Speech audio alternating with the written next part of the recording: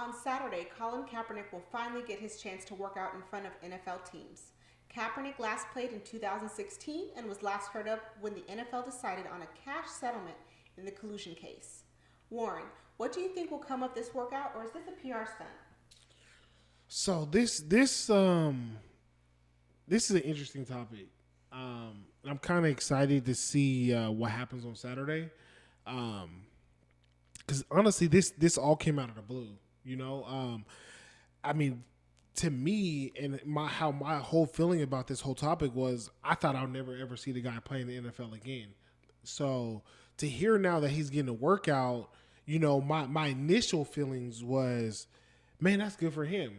You know what I mean? Like that's like maybe like we're starting to see progress somewhere. You know what I mean? Like especially with a ton of stuff that's going on in the world and in different walks of life. Like this was like could have been a sign of hope for a lot of different people. And then I got to start hearing the details about the whole situation. It's just now it's giving me second thoughts. You know what I mean? Where Jay Z pushed for the whole thing. For Colin Kaepernick to get a workout, and how Goodell is going about setting up the whole workout. Like Cap had some requests, to modify it to make him perform at a higher level, and the NFL responded straight out, just no. You know what I mean? And it's like now you're kind of looking at it as like, so is the NFL being genuine or not? You know what I mean? Like, do they genuinely want to work out this man to see if he can make an NFL football team again, or are they just doing it to check the box for a favor?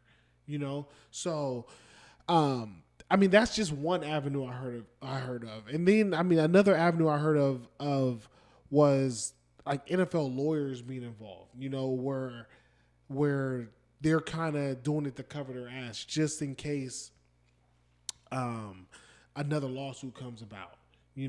So it's just how I feel about this whole thing now is just I'm clouded, to be honest. Like I don't know if it's genuine. I don't know if these teams really want to work him out, because we both know we can both sit here and go back and forth. We know there's not 30 quarterbacks in the NFL better than this man. We know he has the talent to play in the NFL. And especially this year. This year has been it's pretty much been the year of injuries at the quarterback position.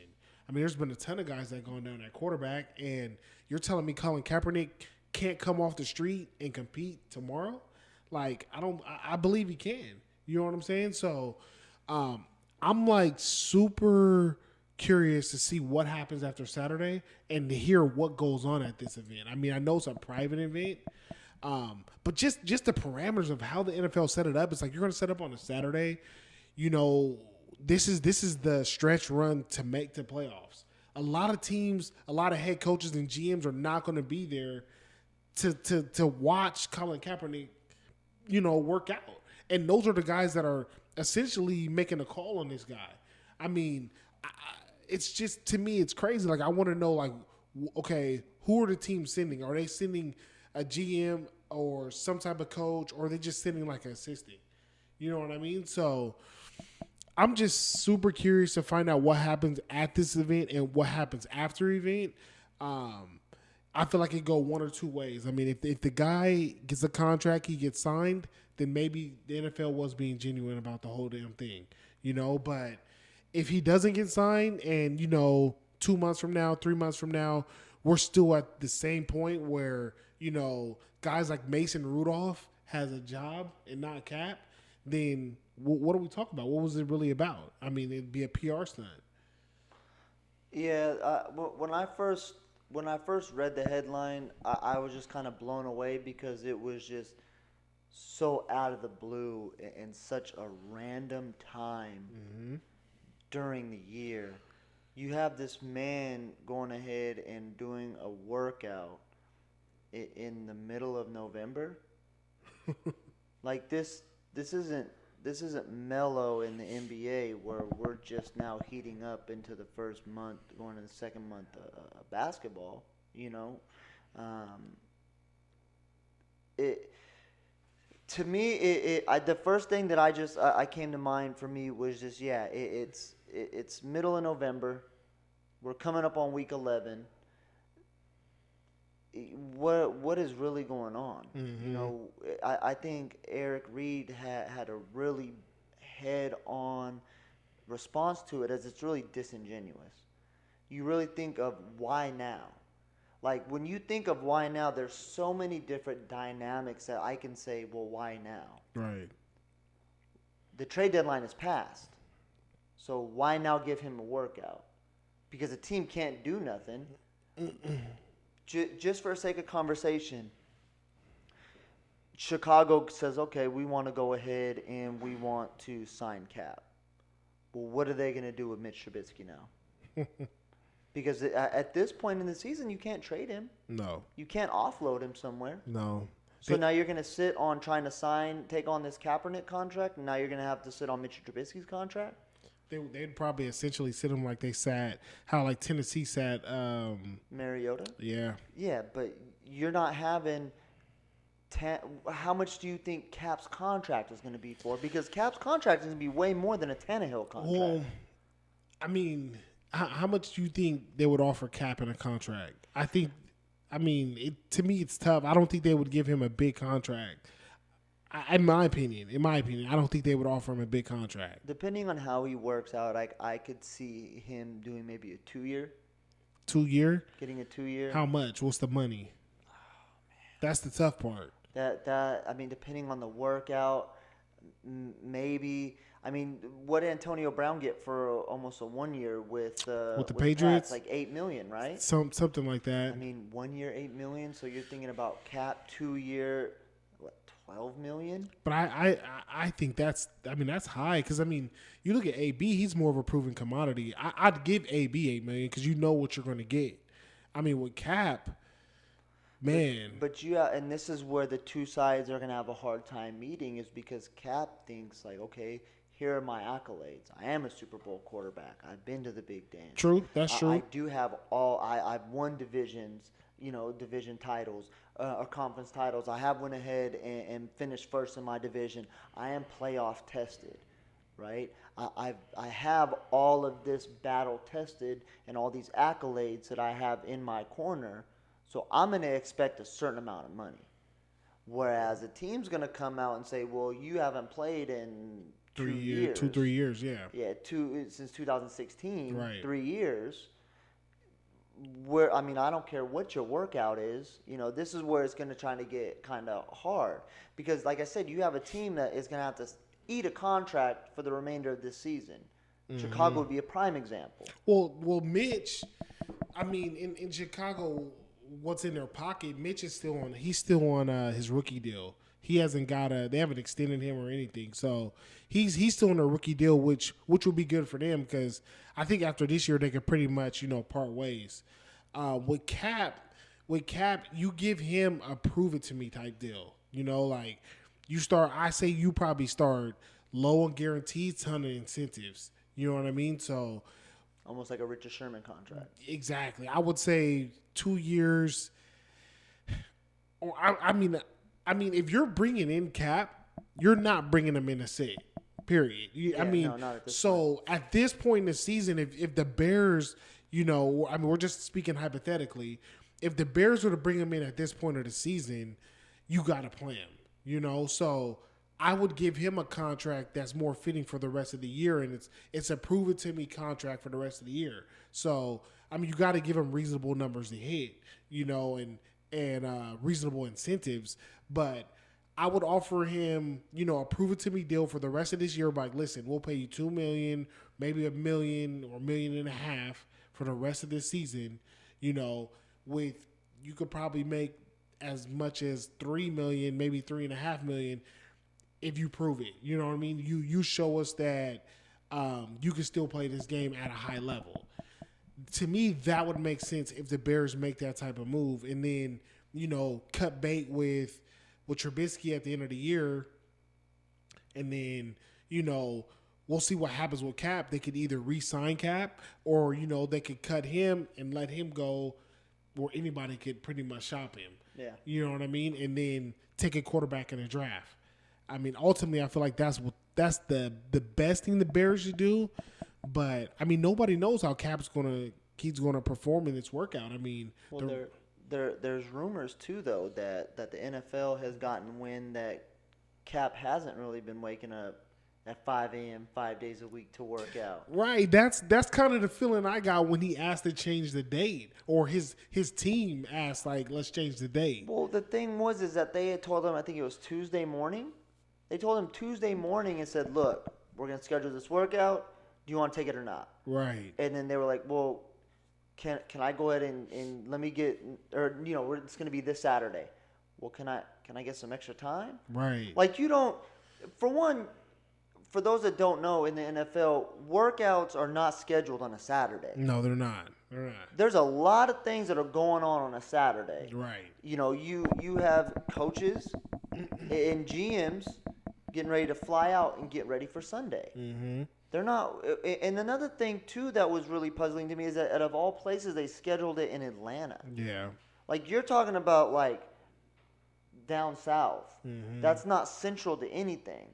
Like, how many people are really going to be able to go ahead and show up that make decisions in Atlanta on a Saturday? Right. Right. Not a lot. And Cap went ahead and made reference to that to the NFL when he tweeted, "Oh, I can't wait to see all the GMs and the head coaches on Saturday," because you have college that goes on Saturday. Yeah. So you have people that are watching for these teams, scouts that are watching for college players on Saturdays. Yep. You have the GMs and the coaches and all the assistants and coordinators getting ready for the following day. Right. I mean, 11 teams so far have went ahead and said that they're going to show up. Yeah. And what was funny is that initially Jerry Jones came out and said the Cowboys will be there.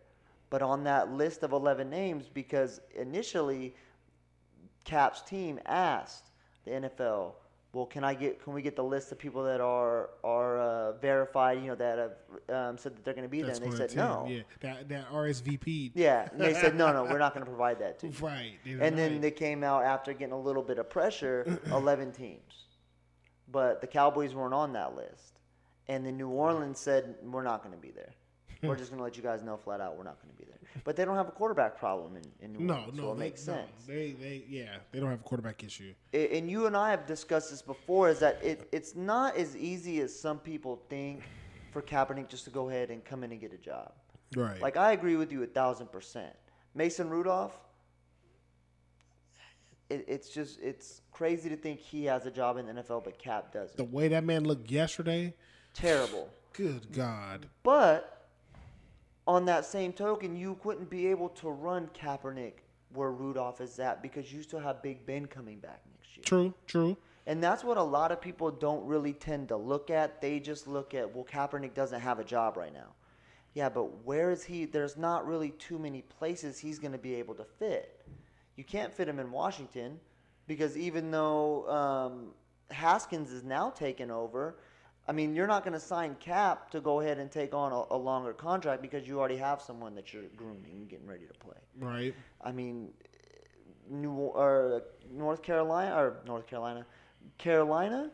I mean, you have Kyle Allen, and that's going to be the person that they're going with. Right. Right. They've already went ahead, and that's why the whole Cam situation. They think Cam is done in Carolina. Yeah. Right.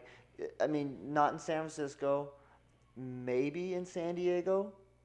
They need to prepare for the future, yeah. Yep. Not in LA. No. Not in Dallas. Not in anywhere in Dallas. No. Or in Texas. Not in Minnesota. I mean, there's not a lot of teams out there that you can really plug and play Cap into. Right. But see, going back to the whole Pittsburgh thing, like, I mean, if you're Mike Tomlin, like, why not do him a favor? You know what I mean? Like, think about it. I mean, we know Pittsburgh's probably not going to do much this year. I mean, Connor's in and out. Now Juju's down. Big Ben is out. I mean, for heaven's sakes, they inquired about Le'Veon Bell. You know what I mean? And we all know about that situation. You know what I mean? So, I mean, that right there alone tells you what's going on in that organization. Like, they know they're not going nowhere. It's almost kind of a mess over there, to be honest. But like, why not do Cap a favor? Because, I mean, are you really doing Cap a favor at that point? I mean, because your receiving core isn't really as on par as you would like it. it's not You're having issues in the backfield, right. But I right? mean, you give Cap like, look, Cap, we got Mason Rudolph. You're clearly better than Mason Rudolph. What we're gonna do for you, we're gonna bring you in. We're gonna give you a year tape. You know what I mean? We know you've been out for 3 years out of real life football. We're gonna give you a year tape to display your talents. And we're not going to resign you next year. We're just going to tell you now we're not going to resign you. But we're gonna let you. We're gonna give you to the open market, and whoever wants you can take you. But we're gonna do you a favor by letting you play for this full season. Like, what does it hurt? What does it hurt? No, I feel you. I just feel like you're not playing on a Pittsburgh team that's 100% right now. True. So you may be wanting to do this man a favor, but you're not really doing him a favor. I mean, Juju has had an issue. I mean, he had issues 2017 with concussions. He has a concussion now from last night. I don't. He may be out for a while. You had his name's slipping my mind right now. He had a concussion. He's out. You're running with Washington. Yep. And now you're running with Samuels and Edmonds. I mean that's your three. And Washington, I mean he's barely a rookie. Right. Right? So you're not really going to be giving this man too much to work with. No, but I'm pretty sure at this point Cap will take it. But if you're trying to help elevate this man back into the league, are you really doing him a favor by setting him up with this team? I mean, you're not giving him the best pieces, but I mean, you could essentially what you can do is just change the playbook. I mean, let him go out there, run around a little bit, and I mean, at worst, maybe he gets signed. Maybe he gets signed as a backup quarterback. You know what I mean? Like maybe he gets signed as a backup quarterback in Baltimore to Lamar, because, I mean, we all know Lamar's one hit away, and he's out of there. You know what I mean? All it takes is one hit. And, I mean, that offense is so tailor-made for that man. You know what I mean? Because he has the same coordinator that Cap had. Yeah, we're talking about it. Roman. Yeah. I think it's Greg Roman, yeah. But that offense is just tailor-made for him, and I mean, I can't think of no player, other than Cap that would fit that offense as good as Lamar would, So, I mean, like I said, let him go out there, run around, run a couple read options, you know what I mean? I'm pretty sure Cap is in shape to still outrun some NFL defenses.